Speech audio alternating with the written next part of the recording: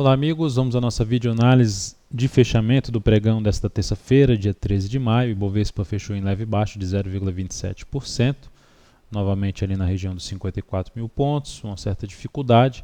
É uma zona de resistência que já foi comentada aí nas últimas análises. Então o Ibov segue sem um sinal mais claro de queda.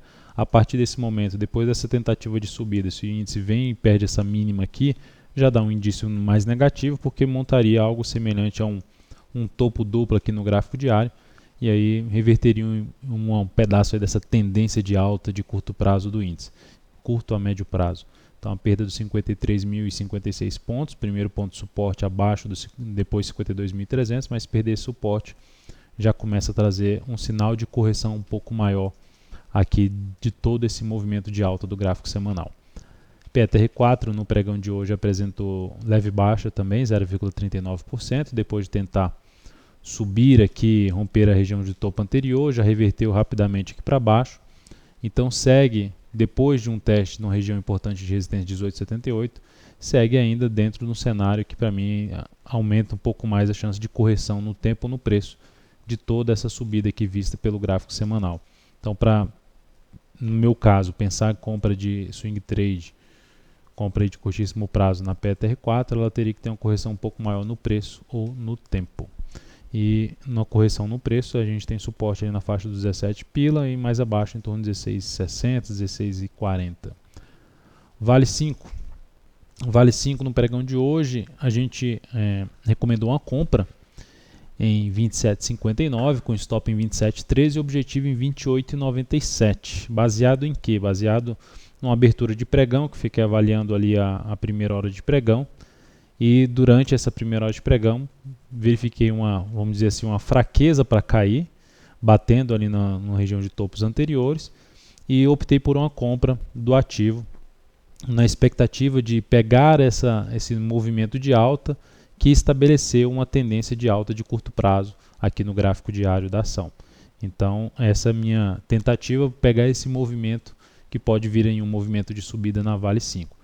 Caso a ação volte para baixo desses topos que foram rompidos aqui no G60, até mesmo esse topo do gráfico diário, demonstraria fraqueza e se principalmente bater ali no nosso stop, seria um motivo realmente de saída, porque depois dessa força apresentada no pregão de ontem, não poderia mais voltar aqui para baixo dessa região, caso seja para ter um movimento mais forte na ação. Então, por isso, o stop posicionado ali na faixa de 27,13.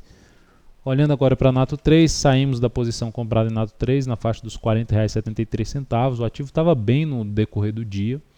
Estava lá na faixa, bateu em 41,39, se aproximando bem do objetivo, menos do que 1% para chegar no objetivo.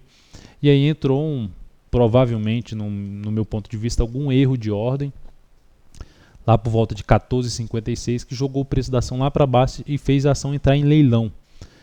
E aí eu já mencionei, já escrevi logo no Fique de Olho, numa mensagem que a gente vai fazendo as comunicações de qualquer tipo de alteração da operação. E aí mencionei que continuava comprado no ativo, eu não trabalho com stop automático, acompanho o pregão durante o dia inteiro, então tenho uma devida disciplina para sair das operações quando vejo que graficamente não faz mais sentido continuar para mim, pelo meu método. Então o ativo veio aqui no leilão já voltando, eu mencionei que continuava comprado na ação. E depois que mantive a compra, a ação comecei a olhar o retorno para baixo dessa região de 40,94, que para mim foi algo negativo. E aqui distorceu bastante o gráfico, fica difícil de olhar somente o gráfico. Aqui houve uma perda do fundo anterior ascendente. Então, se a ação vem aqui para cima, sai de um leilão aqui para cima, não seria interessante ele voltar aqui para baixo do topo anterior. Então, decidi pela saída, mas é um ativo que, olhando para um prazo maior, sigo ainda monitorando o papel, principalmente interessado em entrada acima de R$ 41,15. Abre 11, só mencionar que essa posição deu um pouco mais do que 2%, representando em torno de 0,7% no nosso capital total. Abre 11 é um destaque no dia, alta de 5,43%, formação de um belo pivô de alta.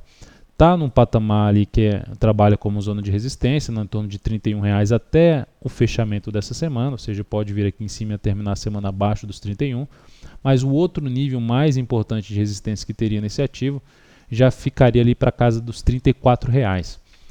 Então é um papel que dentro dessa atual tendência de alta de curto prazo nos chama a atenção para monitorar movimentos corretivos pelo gráfico diário, principalmente, até mesmo pelo G60, para buscar alternativas de compras aí de swing trade nessa ação.